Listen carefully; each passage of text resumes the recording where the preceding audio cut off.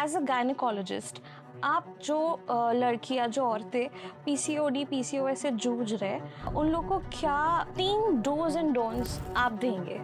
There is no cure for PCOS. Menarche यानी पहला period जो होता है वो आजकल काफी बच्चों के लिए अर्ली आ रहा है और कुछ बच्चों के लिए लेट आ रहा है।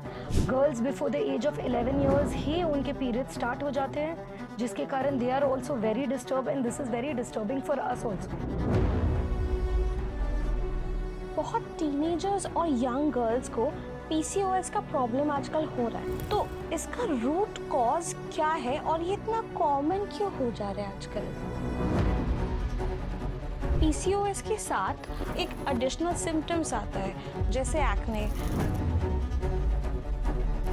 एक जो वैक्सीन जिसके बारे में हम लोग बहुत सुन रहे हैं, सर्वाइकल कैंसर की vaccine HPV, right? As a woman, you will encounter human papilloma virus once in your lifetime.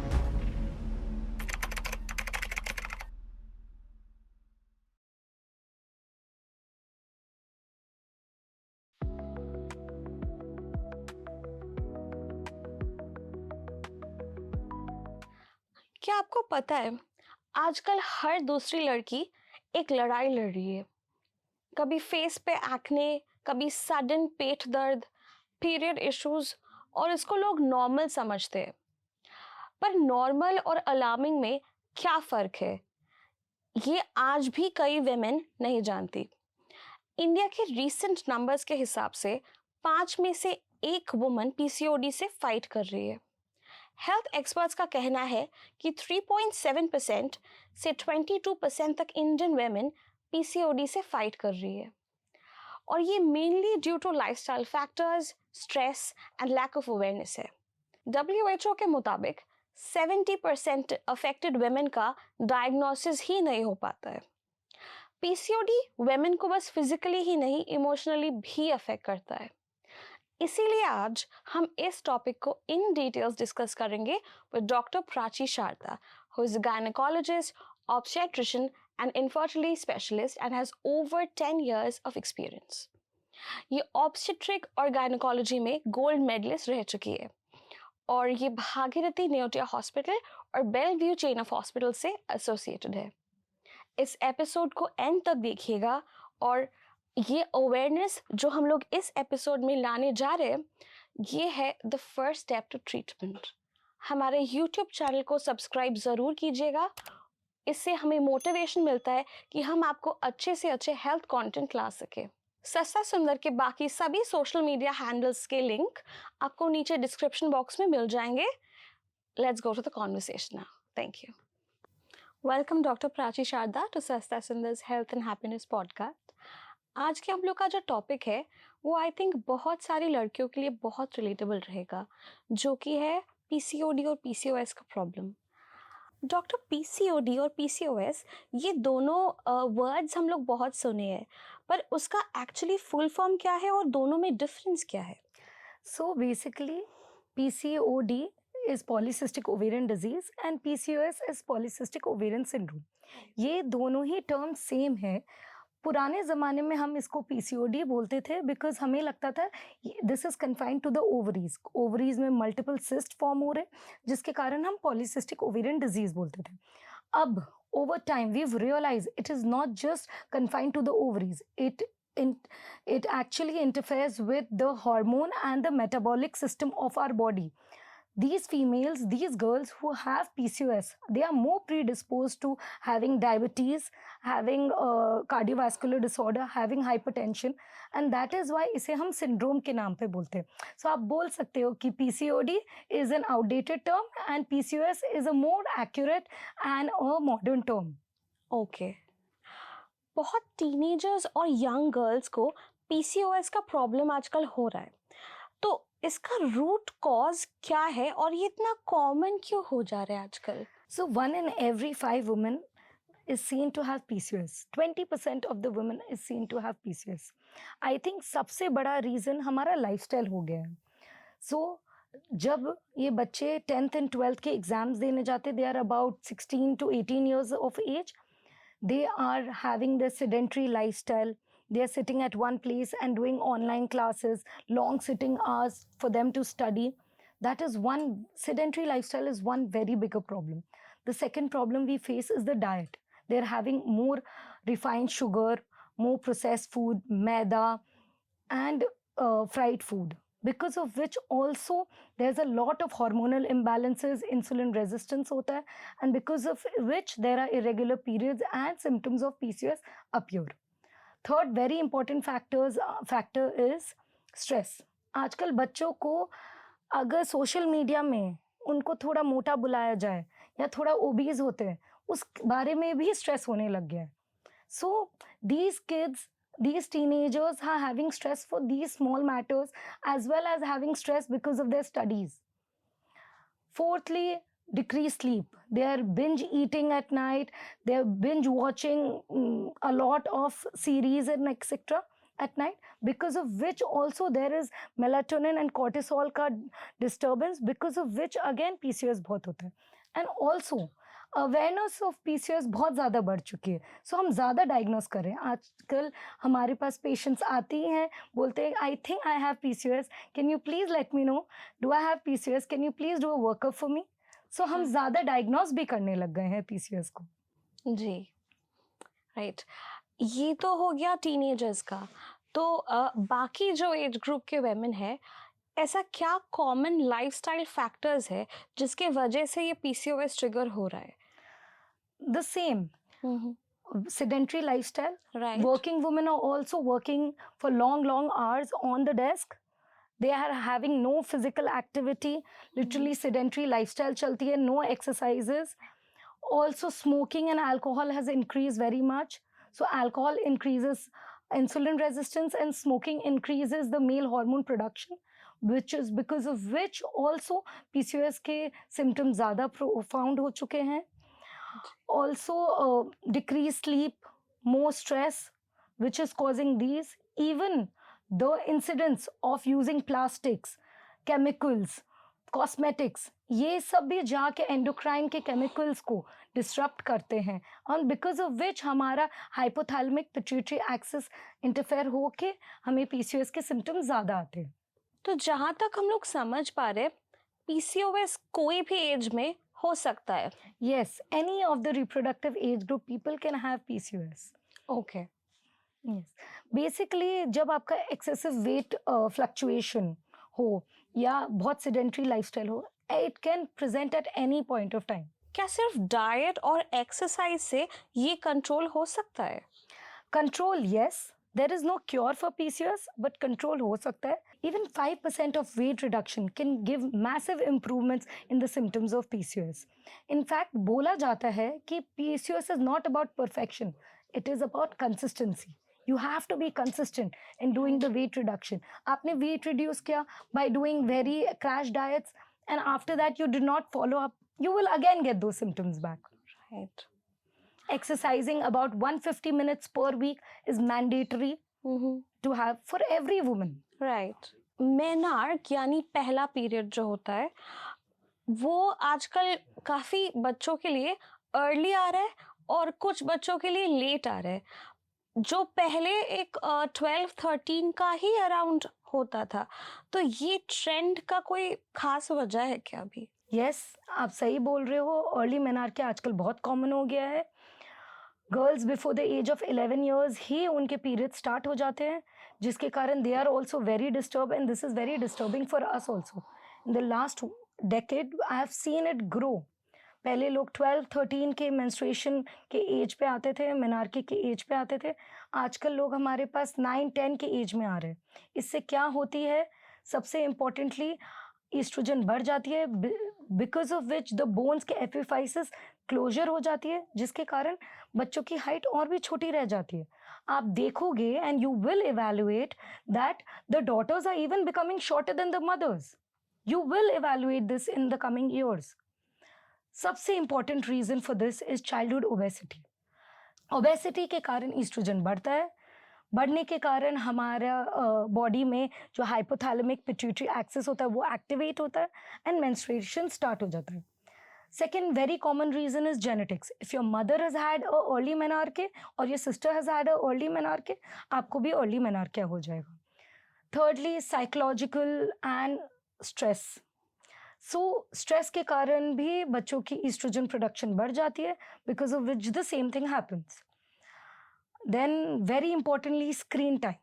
Right. Increase screen time, watching mobile for late hours. आजकल बच्चे 9 to 11 years के एज वाले कितना मोबाइल पे time spend करते हैं. They are not running around. बच्चों को पढ़ाई की इतनी ज़रूरत नहीं है जितना खेलने कूदने की है. लोगों को, मदर्स को, बच्चों को ये समझना बहुत इम्पोर्टेंट है. राइट. ये हो गया अर्ली मेनार्क का.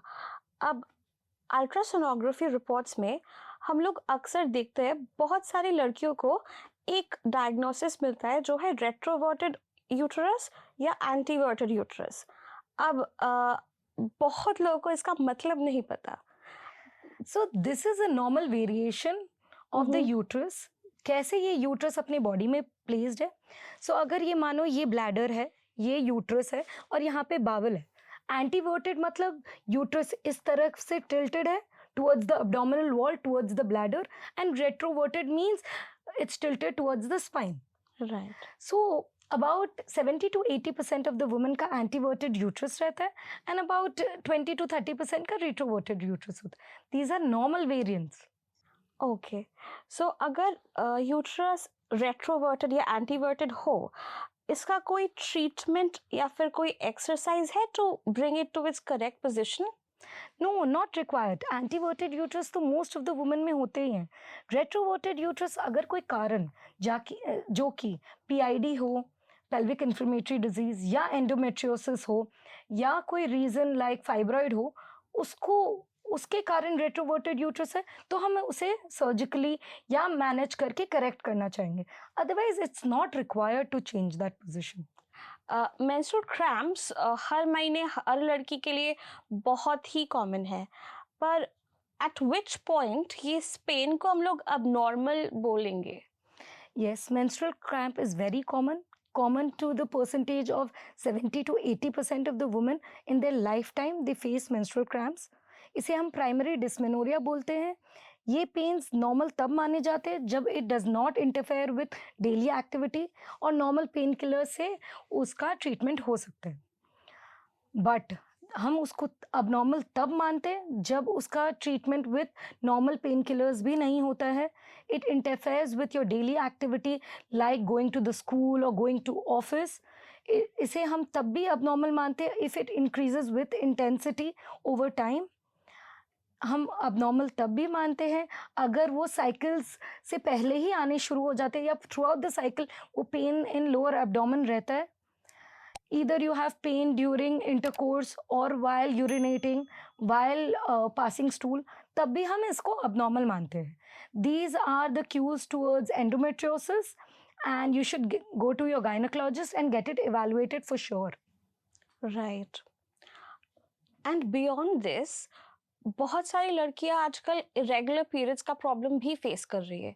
Yes. इसका कॉज हमेशा हार्मोनल होता है या फिर कुछ और भी? सो अगर हम इरेगुलर पीरियड्स के बारे में बात करेंगे, सो पहले मैं बताना चाहती हूँ कि रेगुलर क्या होता है. रेगुलर मीन्स 21 to 35 डेज के बीच में अगर पीरियड्स वापस आ रहे, that is regular periods. 21 days से कम हुए तो उसे हम शॉर्ट साइकिल्स बोलते हैं एंड 35 डेज से ज़्यादा में आए तो हम उसको लॉन्ग साइकिल्स बोलते हैं. This is normal. The causes for irregular periods mostly are hormonal like PCOS.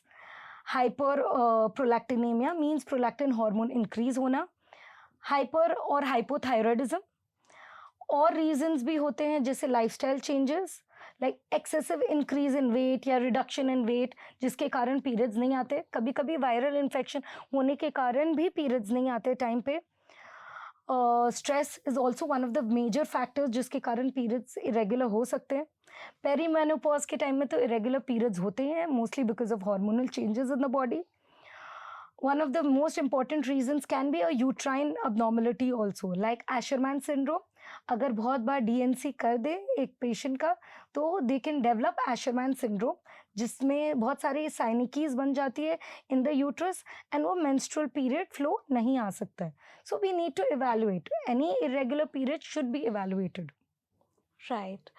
अब पीसीओएस के साथ वी ऑफन हियर कि कुछ उसके साथ एक एडिशनल सिम्टम्स आता है जो कॉस्मेटिक है इन नेचर, जो दिखता है, जैसे Yes. एक्ने, जैसे facial hair, correct. Hyperpigmentation etcetera. इनको डील करने का कोई सेफ तरीका है क्या? यस. सो पहले मैं बताना चाहूंगी कि पीसीओएस 3 कंपोनेंट से बनते. One is irregular periods, second is excessive male hormone which is featured to us as acne, as hirsutism, or also featured to us as hyperpigmentation like you said. And thirdly is ultrasonographic findings. ये तीनों में से दो भी component होते हैं तो हम पीसीओएस उसको मानते हैं. अब how do you treat it?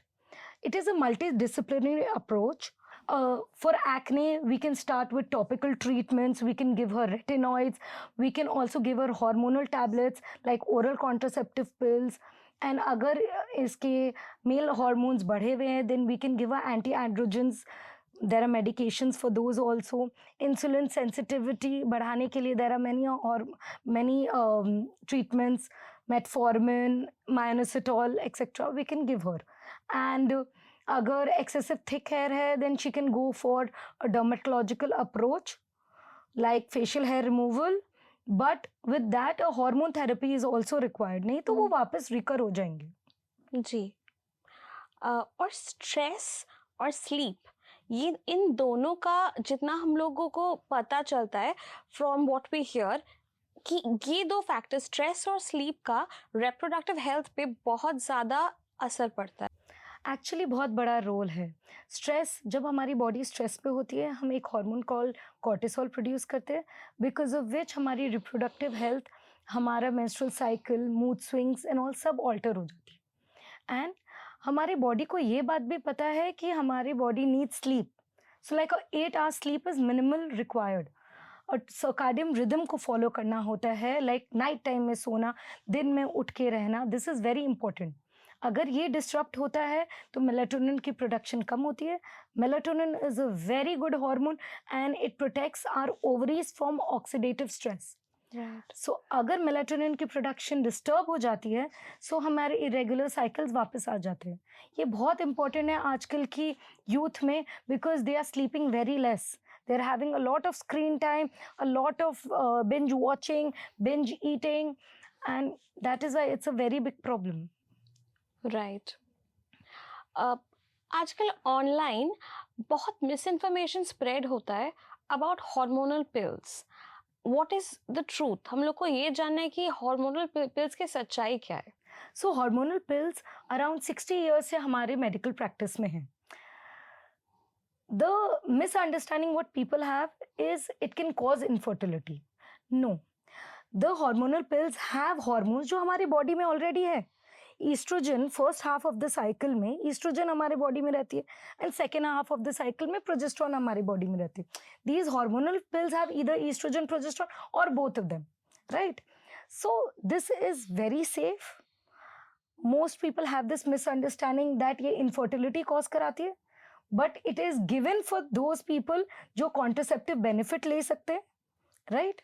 It is use as a contraception. Also one of the biggest misunderstanding ये होती है that people think that it can cause infertility, बल्कि it is given for a contraception only so that you do not get pregnant.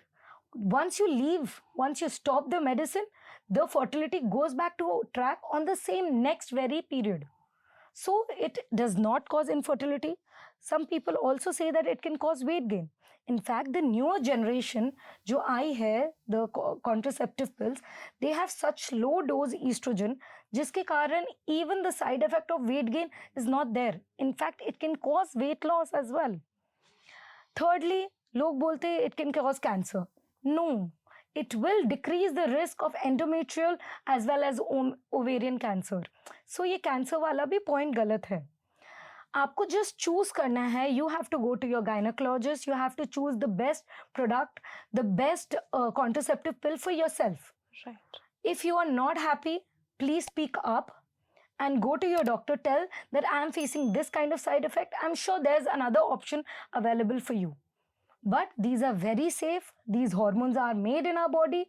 These are just an extra supplement to regularize your period, or to prevent PCOS symptoms, or to, get contraceptive benefits out of it. Right. आप अभी cancers के बारे में बात किए. तो एक जो वैक्सीन जिसके बारे में हम लोग बहुत सुन रहे हैं, सर्वाइकल कैंसर की वैक्सीन, HPV, राइट? Right. हाँ, तो आप उसके बारे में कुछ बताइए हम लोग को. Cervical cancer is caused by a virus called human papilloma virus. ये human papilloma virus is the most common sexually transmitted disease we have. So, as a woman, you will encounter human papilloma virus once in your lifetime. आता है, कोई symptoms भी present नहीं करता है, and it can go away on its own also. There are some strains which can cause cancer, like 16, 18, etc. So that is why it is told that you need to protect yourself from that.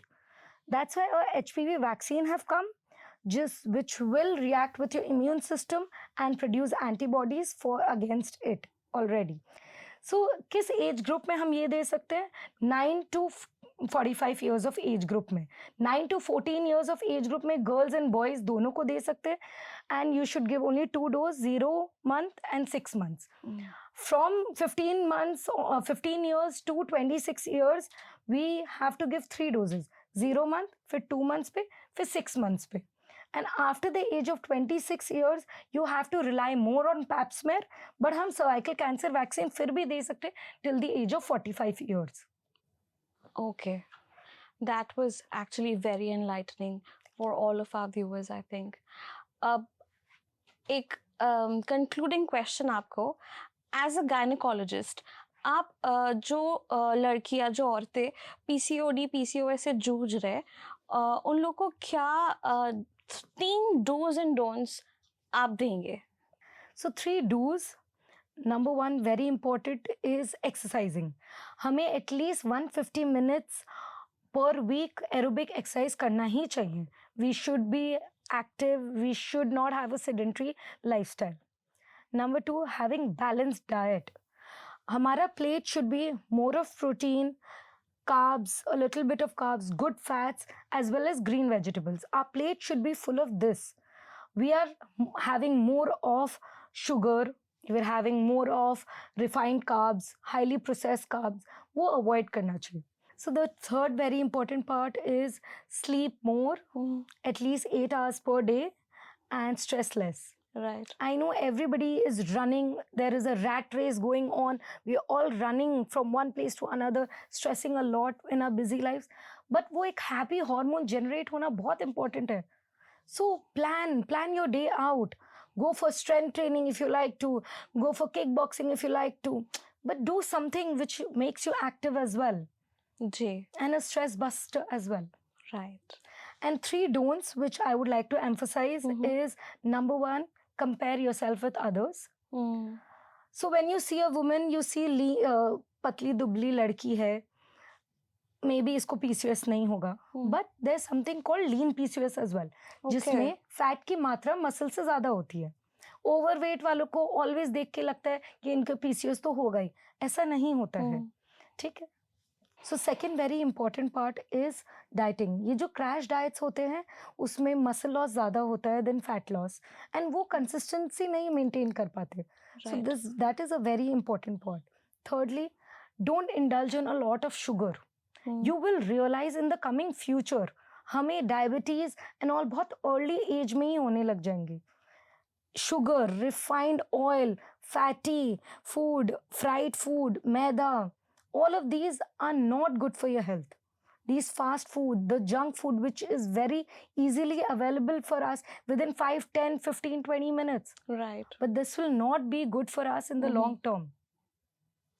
All right. I think that is very good advice for all women.